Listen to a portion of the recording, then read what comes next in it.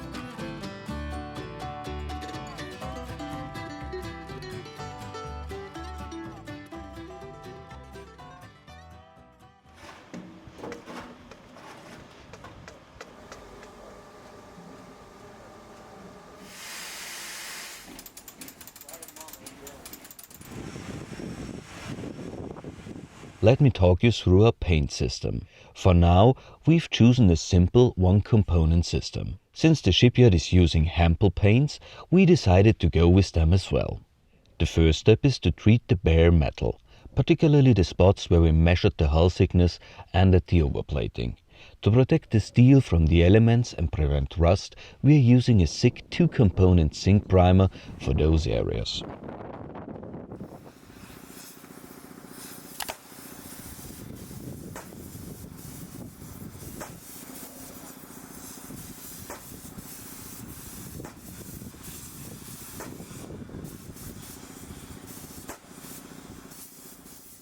The second layer is a one-component zinc primer that gets sprayed on, and on top of that we apply a new layer of one-component toxic antifouling to protect the hull from marine crows. Once all the painting is complete, Flying Coney's hull will be well protected against the elements for the next several years. I guess some of you are wondering what this one-component, two-component stuff is all about. Well, let's break it down. Basically, there are two types of paint systems. First, we have the one-component system. Think of it as the grab-and-go paint. It's ready to use straight out of the can. No mixing, no fuss. You pop the lid, grab your brush or roller, and you're off to the races. It's super simple and perfect for quick jobs. Then there is the two-component system, the heavyweight champion of the paint world. It's made up of two parts, the paint and the hardener. You've got to mix them in just the right ratio before applying. The result, a tougher, more durable finish that's resistant to chemicals, weather and wear and tear.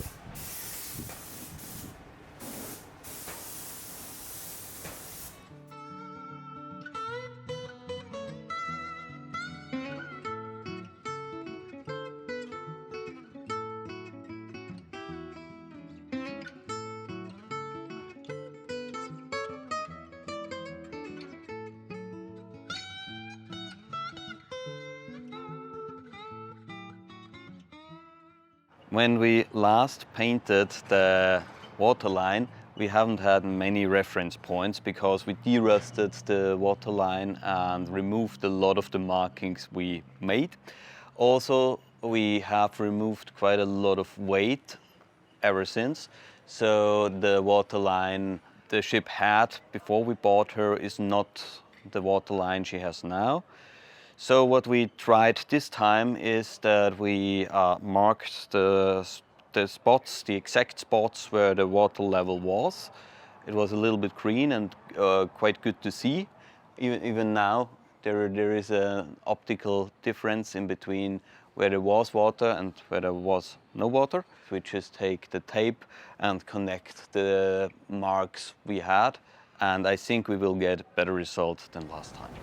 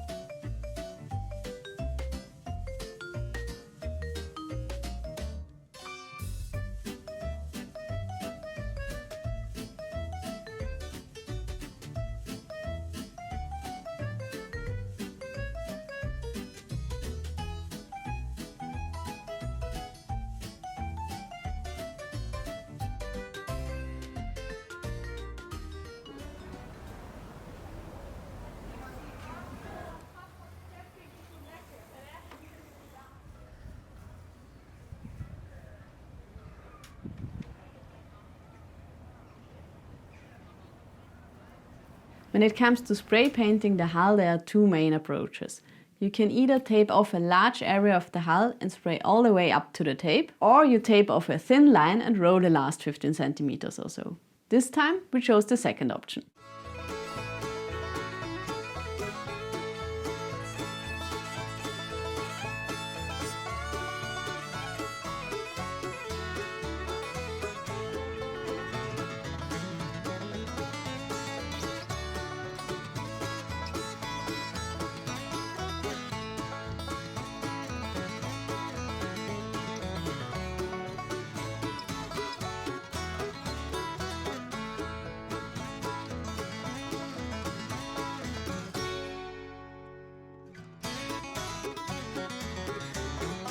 With everything prepared, it was finally time for a new layer of antifouling. Since we never really liked the red because it felt too bold and didn't quite suit Flying Coney's character, we decided to try a new color that would better complement her historic charm. And we were really curious how Flying Coney would look once she is freshly painted.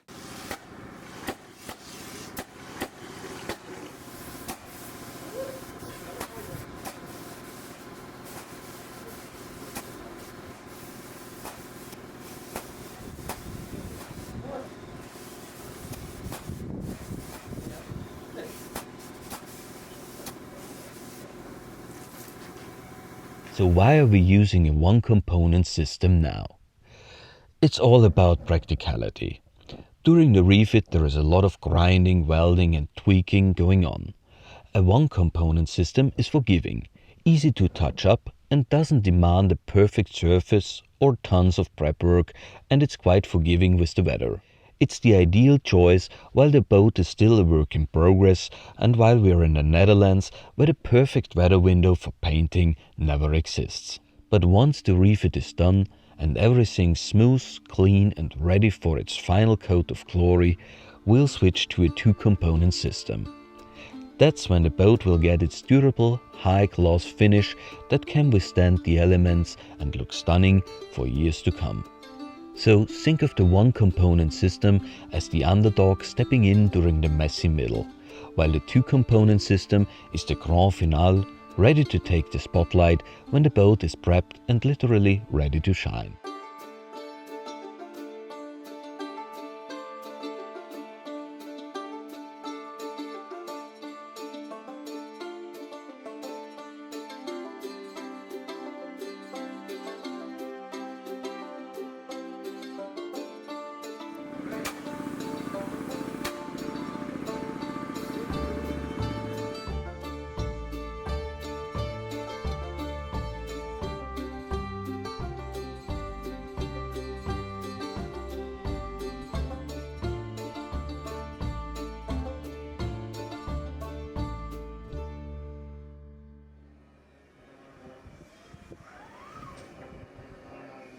We love the new color, and the next step is to paint our beautiful blue top coat a little bit further down. Since Flying Coney sits quite a bit higher in the water because we've emptied out the hull, this is absolutely necessary. Of course, we still need to adjust the waterline each and every time when we are on the hard until we are done with the refit. But it's way easier to make small adjustments than drawing a new line from scratch.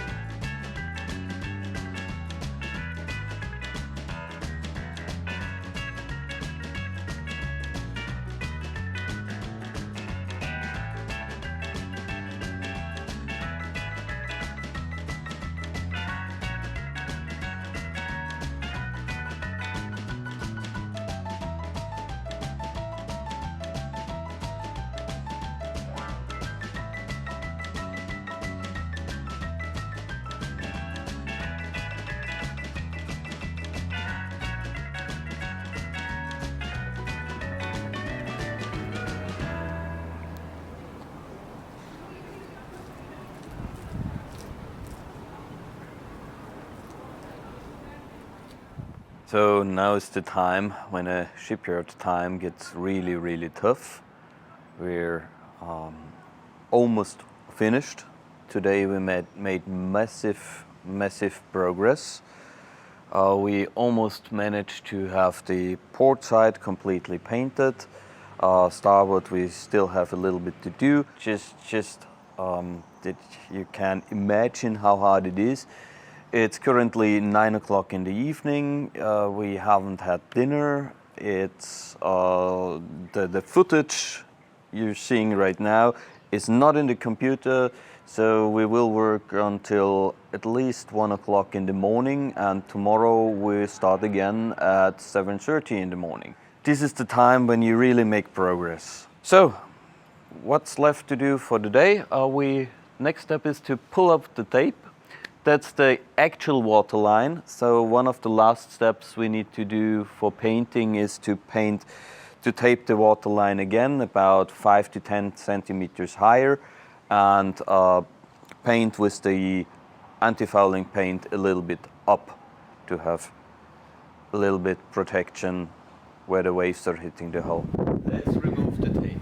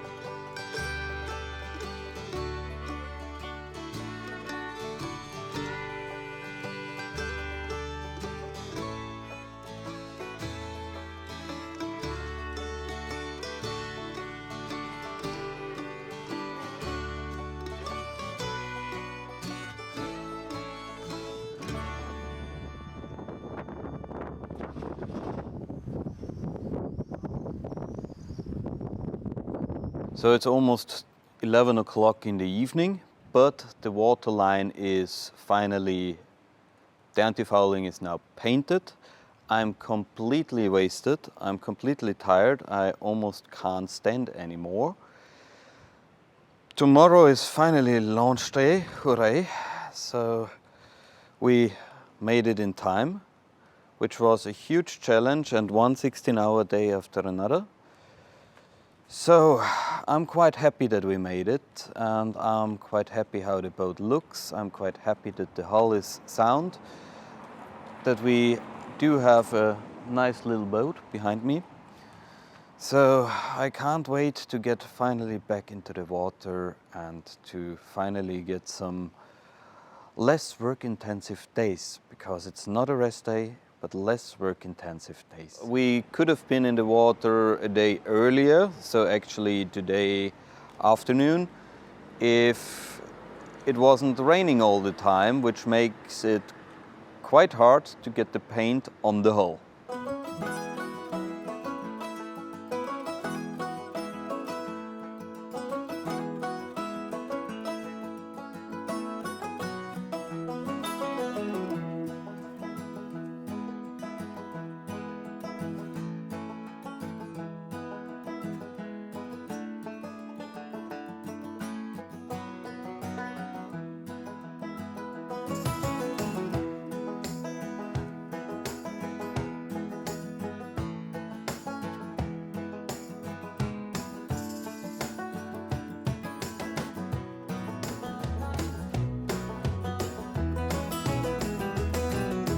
So we made it. Flying Coney's hull is painted and we love the green.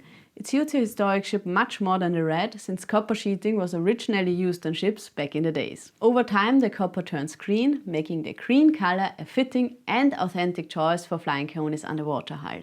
And we couldn't be happier. And that's all we have time for today. Next time is not actually launch day, and I'm sorry to keep you waiting for one more week, but there's one more step we have to complete before Flying Coney can finally go back into the water. And this task is exchanging the coolant of Flying Coney's main engine. Since we do have keel cooling pipes, we can only change the coolant while we are on the hard. And if you don't want to miss this engine related video, then make sure to subscribe and hit the bell so you'll be notified as soon as we publish the new video. Thank you so much for watching, Merry Christmas, and see you next time.